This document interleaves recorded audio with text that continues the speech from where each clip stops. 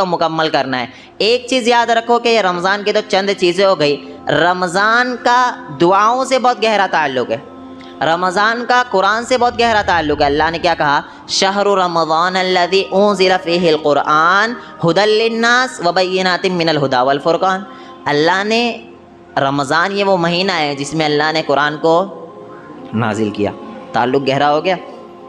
जिस महीने में कुरान नाजिल हो रहा उसका ताल्लुक़ मज़बूत है ना, वो महीना ही कितना अफजल होगा जिसमें अल्लाह ने अपनी किताब को नाजिल किया। और वो ऐसी किताब नहीं है, वो किताब है अल्लाह की किताब। कलाम किसका है? अल्लाह का कलाम। और हक़ व बातिल में फ़र्क करने वाला कलाम है। तो इसका और कुरान का और रमज़ान का बहुत गहरा ताल्लुक़ है। रसूलुल्लाह सल्लल्लाहु अलैहि वसल्लम के बारे में आता है कि अल्लाह के रसूल सल्लल्लाहु अलैहि वसल्लम रमज़ान में, ख़ुसूसी तौर पर रमज़ान में जितना भी कुरान आ चुका है उसका दौर किया करते थे।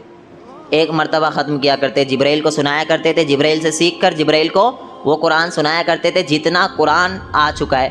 उसके बाद आखिरी वक्त में रसूलुल्लाह सल्लल्लाहु अलैहि वसल्लम ने 2 मरतबा कुरान का दौरा किया है, कुरान को ख़त्म किया है। तो कुरान ख़त्म करना तो सुन्नत है, कोई इशू नहीं है।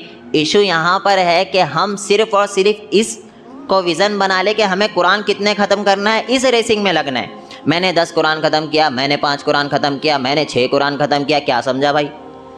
अरब जो था यानी रसूलुल्लाह सल्लल्लाहु अलैहि वसल्लम, अरबी लोग जो है सहाबा कराम रिदवानुल्लाहि अलैहिम अजमाइन, वो कुरान पढ़ते तो उन्हें समझता था क्या पढ़ रहा, उन्हें समझता था क्या पढ़ रहा हूँ। हमें समझता क्या पढ़ रहा, कुरान पढ़ रहे तो नहीं समझता। तो पता चला आपके लिए ये नहीं है कि कुरान कितने ख़त्म कर रहा गिनते चलो, ना ना ना। हर नमाज में बेवकूफ़ पढ़ रहे इय्याका नअबुदु व इय्याका नस्ताइन, फिर जाके कब्र पे झुक रहे, फिर जाके गैरुल्लाह से मांग रहे। हर नमाज में क्या पढ़ रहे? इय्याका नअबुदु व इय्याका नस्ताइन, अल्लाह हम तेरी ही इबादत करते हैं और तुझ ही से मदद तलब करते हैं। जाके कब्रों पे झुक रहे। किसकी गलती है? खुद की गलती है ना, क्योंकि हमने कुरान को तर्जुमे के साथ नहीं पढ़ा।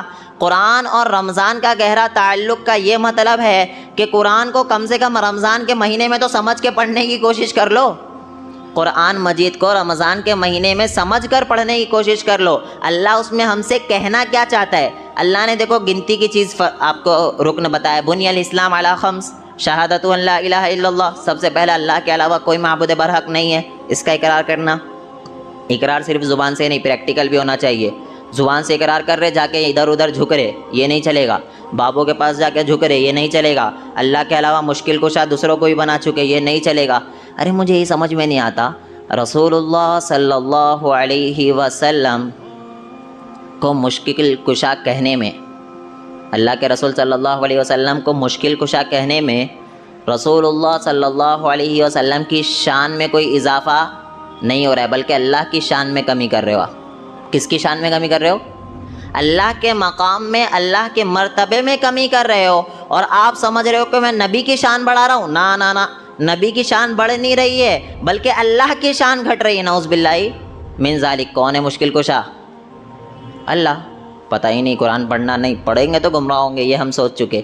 भाई कुरान पढ़ो, कुरान पढ़ोगे, एक आयत पढ़ोगे, कम से कम उस एक आयत का तर्जुमा देखते हुए चलना।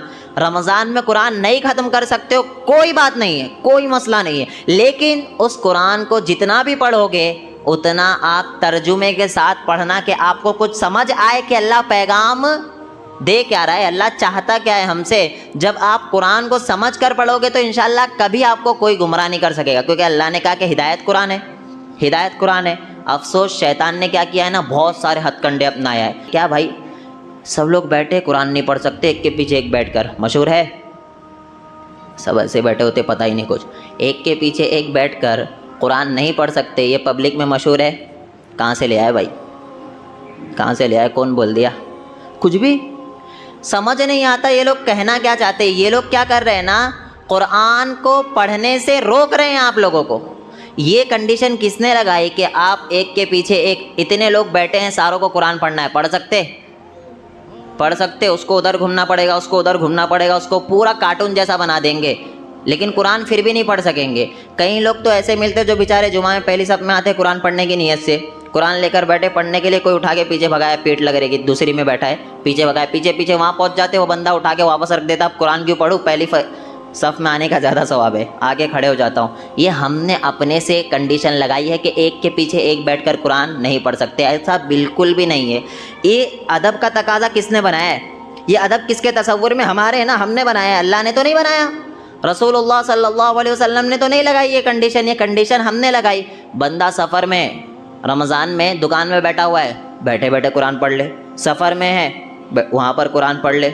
हम क्या समझते, कुरान पढ़ने के लिए ना एक अलग से रूप धारण करना पड़ता है, एक अलग से रूप में आना पड़ता है, एक अलग से कंडीशन में आता। बहुत लोग क्या बोलते हैं, अभी कुरान नहीं पढ़ूंगा। क्यों? जिस दिन गाली नहीं दूंगा उस दिन कुरान पढ़ूंगा। नमाज़ पढ़ता है? हाँ, नमाज़ तो पढ़ता हूँ। समझ रहे?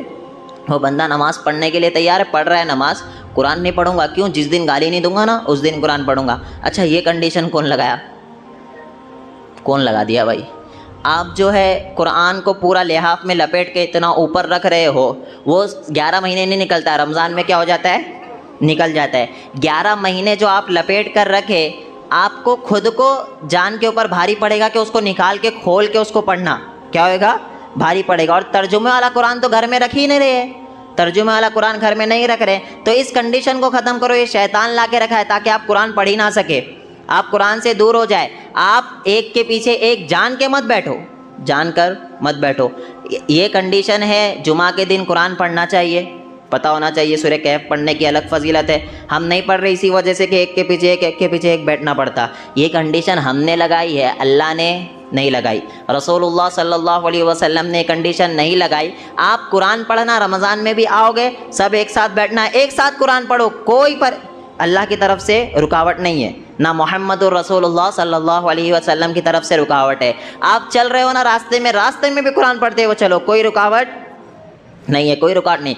लेकिन हिकमत का भी तकाज़ा है। ऐसे मोहल्ले में जा के चिल्ला के मत पढ़ो, जहाँ पर लोगों को उससे नफरत है, ऐसी जगह पर मत पढ़ो।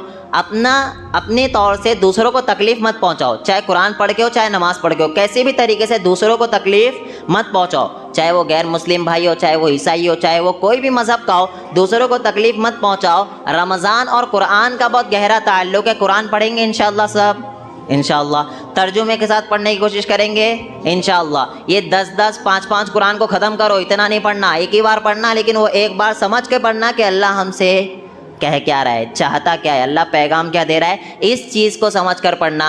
दूसरी चीज़, रमज़ान और दुआ का बहुत गहरा ताल्लुक़ है। अल्लाह ने इसी आयत के बाद कहा है, वइज़ा सअलका इबादी अन्नी फ़इन्नी क़रीब। अल्लाह ने रमज़ान के बाद फ़ौरन कहा कि जब मेरा बंदा आपसे सवाल करे कि अल्लाह है कहाँ, फ़इन्नी क़रीब, तो रसूलुल्लाह सल्लल्लाहु अलैहि वसल्लम से अल्लाह कह रहा है कि आप कह देना कि मैं बहुत ज़्यादा करीब हूँ। ये मौलवी कह रहे बहुत ऊपर है, नहीं पहुँच सकते, वसीले लगाना पड़ेगा। और अल्लाह क्या कह रहा है?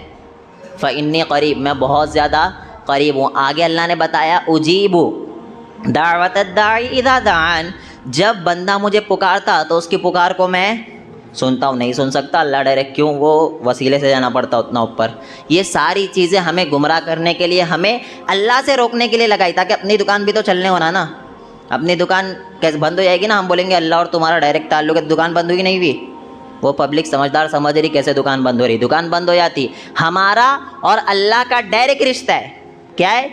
डायरेक्ट रिश्ता है। वो सब बेवकूफ़ी वाली, वो वकील नहीं जानता, वो जज के पास आप जा रहे तो जज आपको पहचानता है क्या? आप जज के पास कैसे जाते हैं? बोले वो वकील के थ्रू जाते हैं, वकील के थ्रू जज के पास जाते।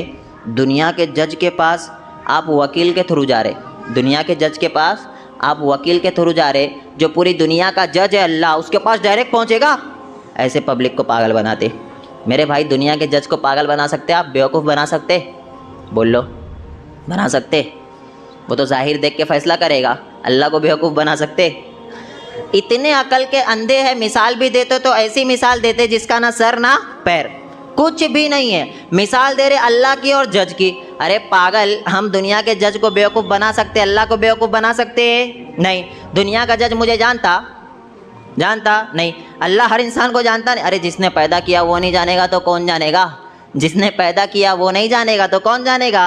तो रमज़ान आ रहा है, दुआओं की कसरत करना। दुआ रमज़ान के महीने में अल्लाह रब्बुल आलमीन बहुत ज़्यादा कबूल करता है। आसमान दुनिया पर हर रोज़ आता है, रमज़ान के महीने में ख़ास नहीं है, लेकिन रमज़ान के महीने में खुसूसी तौर पर दुआ करना, क्योंकि आप सहरी में तो उठते ही है, सहरी में वैसे तो उठना भारी पड़ जाता है, सहरी खाने सब उठते, खाना चाहिए। सहरी में क्या है, बरकत है। बगैर सहरी का रोज़ा मत रखो। अगर किसी वजह से कोई बंदा सोया रह जाता है, फजर में उठता है डायरेक्ट, तो बगैर सहरी का भी रोज़ा रख सकता है, लेकिन रात में नियत करके उसे सोना पड़ेगा। नियत ये नहीं कि इंशाअल्लाह मैं कल रोज़ा रखूँगा सुबह उठ के, ये नियत ना भाई। आप यही नियत करके सो जाओ कि सुबह सहरी में उठूँगा रोज़े के लिए, दिल में सोच लिए सो गए, नियत हो गई।